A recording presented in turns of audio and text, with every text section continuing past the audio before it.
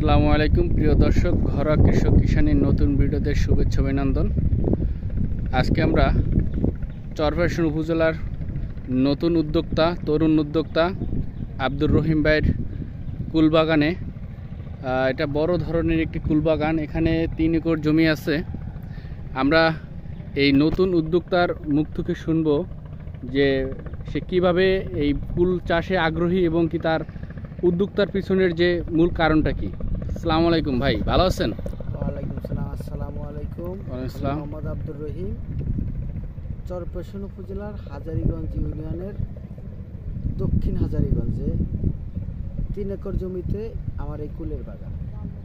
আমার কুল চাষ আমি ফরিদপুরের আপনার মফিজ ভাইয়ের খামারে গেছিলাম কুলের চাষ দেখতে। সেখান থেকে আমার এই কুল চাষের আগ্রহী। আলহামদুলিল্লাহ খুব ভালো ফলন দেখে আসলাম ওনার এখানে। দেখে এসে আমি আমাদের জাহানপুর ইউনিয়নে একটা বাগান করছি, 2 একর জমিতে কুলের বাগান করছি। তারই পাশাপাশি আমি আমার হাজারীগঞ্জের চরপুকুরিয়ার দক্ষিণ হাজারীগঞ্জে আমি আরেকটি কুলের বাগান করেছি 3 একর জমিতে। সেখানে 4টা জাতের কুল রয়েছে, তার মধ্যে বল সুন্দরী, ভারত সুন্দরী, টক মিষ্টি, কাশ্মীরি আপেল কুল। এই কুলের যে আপনি যে জাত, এইটা কি জাত? আমি এখন যে কুল গাছটার কাছে দাঁড়িয়ে আছি এটা হলো কাশ্মীরি আপেল কুল, যেটাকে বলা হয়। এই কুলটা বেশ বড় হয় এবং খুবই মিষ্টতা। এই কুল গাছের বয়স কত? আমার এই কুল গাছের বয়স 3 মাস হয় নাই, যদিও 2 মাস 25 দিন কিংবা 26 দিন হতে পারে। বিশেষ করে আমার এই কুল জাতের আমি একটা কথাই বলতে চাই, সেটা হলো আমার বিশেষ করে আমাদের মতো শিক্ষিত বেকার যুবক যারা আছে তাদের বিষয়ে বলতে চাই যে আমাদের বাংলাদেশ বিশেষ করে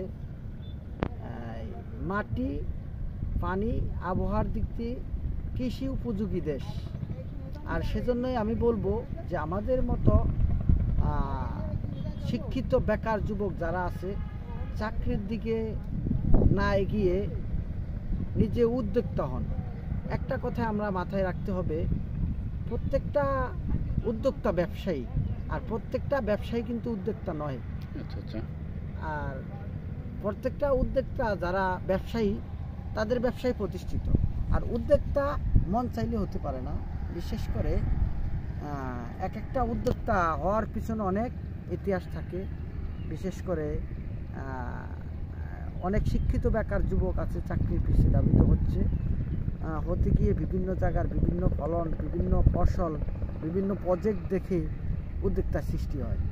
আর কিছু কিছু ব্যবসায়ী আছে ব্যবসা থেকে ব্যবসার উদ্যোগ। এজন্য আমি আমার কথাটা বলা যে প্রত্যেকটা ব্যবসায়ী উদ্যোক্তা নয়, প্রত্যেকটা উদ্যোক্তাই ব্যবসায়ী। আর আমার বিশেষ করে আমার যুবক বেকার ভাই যারা আছে তাদেরকে একটাই বলার আছে, সেটা হলো কৃষি নির্ভর বাংলাদেশ, যেটাকে বলি আমি কৃষি নির্ভর বাংলাদেশ। এবং কৃষিতে বাংলাদেশ আগাই আছে বলে আজকে বাংলাদেশ শিক্ষায় এবং শিক্ষায় বলবেন, আপনার খাদ্য স্বয়ংসম্পূর্ণ বলবেন। একটা প্রবাদ আছে আমাদের, বিশেষ করে বাংলাদেশের মধ্যে উল্লেখযোগ্য আমি মনে করি আমাদের সবজি চাষ এবং ফল চাষে যদিও আগে ছিল না, সবজি চাষে আমাদের আগানো হলো। আমাদের ভোলা জেলায় প্রচুর পরিমাণ সবজি হয় এবং একটা প্রবাদ আছে, পান সুপারি ইলিশের গোলা তার নাম ভোলা। আমাদের ভোলা জেলার ইলিশ সারা বাংলাদেশ ট্যাকাল দিয়ে, আবার এই ভোলা জেলার ইলিশ ভারতকেও এখন বর্তমানে কন্ট্রোল করতেছে। আর বিশেষ করে সবজি, আমাদের এই ভোলা জেলার সবজি, ভোলা জেলার চরপুকুরিয়ার জসিম ভাইয়ের সবজি অলরেডি দেশের বাহিরেও চলে গেছে, ইনশাল্লাহ অনেক আগাই গেছে। আর আমাদের এটা গর্বের বিষয় যে আমাদের এই ভোলা জেলার সবজি দেশের বাহিরেও অলরেডি চলে গেছে ইনশাল্লাহ। আমাদের ভোলা জেলাতে তৈল জাতীয় ফসল, ডাল জাতীয় ফসল, সবজি জাতীয় ফসল। আশা করেন যে ভবিষ্যতে আপনাদের ভোলা জেলার যে কুলগুলো ফলগুলো, এগুলো কি আপনাদের ভোলার যে চাহিদা পূরণ করে অন্য অন্য জেলা বা বিদেশে রপ্তানি হবে? ইনশাল্লাহ, আপনি খুব সুন্দর একটা প্রশ্ন করছেন, যেটা হলো আমাদের ভোলা জেলা একটা দিকেই পেছানো ছিল, সেটা হলো ফলের দিক থেকে। একটা সময় ছিল ফলের দিক থেকে ভোলা জেলা পেছানো।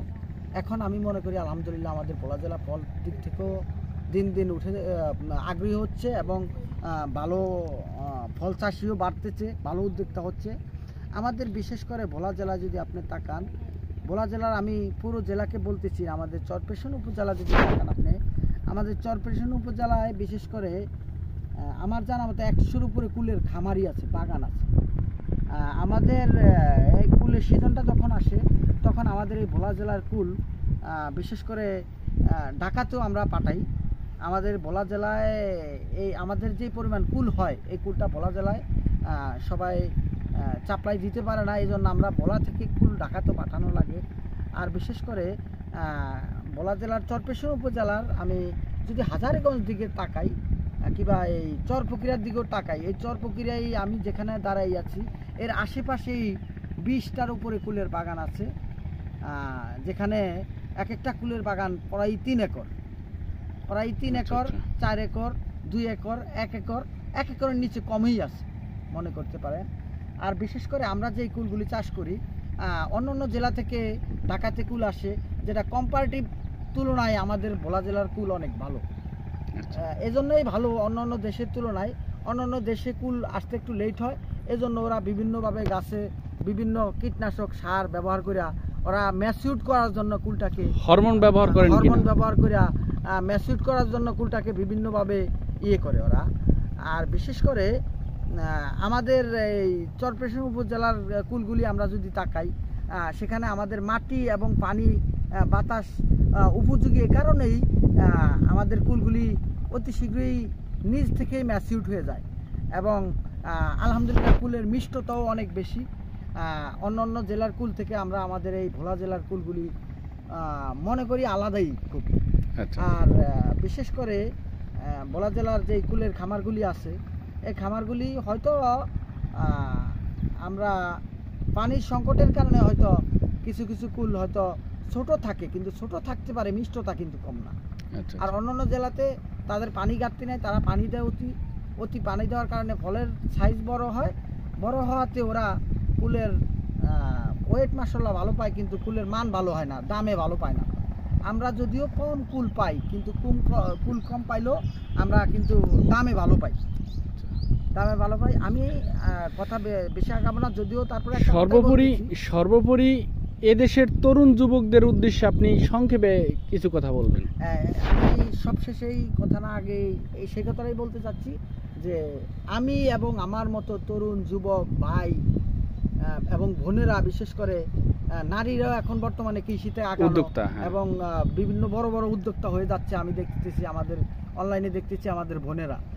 আমি আমার শিক্ষিত বেকার যুবক ভাই এবং বন্ধুদের উদ্দেশ্যে একটাই কথা বলা, সেটা হলো আপনারা উদ্যোক্তা হন। আপনারা যে স্মার্টফোনগুলি ঘাটেন, সেখানে আপনারা অন্য অন্য ভিডিওগুলি না দেখে বিভিন্ন উদ্যোক্তাদের যে ধরনের ভিডিওগুলি তুলে ধরা হয়েছে, সেই ভিডিওগুলি দেখে বিভিন্নভাবে, যেমন হাঁস চাষ, মাছ চাষ, গরুর খামার, বিশেষ করে ছাগলের ফার্ম, বিশেষ করে এই সবজির খামার, ফল চাষ, আম বাগান, কুল চাষ, এদিকে ধাবিত হন। আমি আলহামদুলিল্লাহ মনে করতে পারি যে আপনারা চাকরি খোঁজা লাগবে না, আপনারা চাকরি দিতে পারবেন মানুষকে। এই বলে আমি আমার আলোচনা শেষ করছি। ধন্যবাদ আব্দুর রহিম ভাই।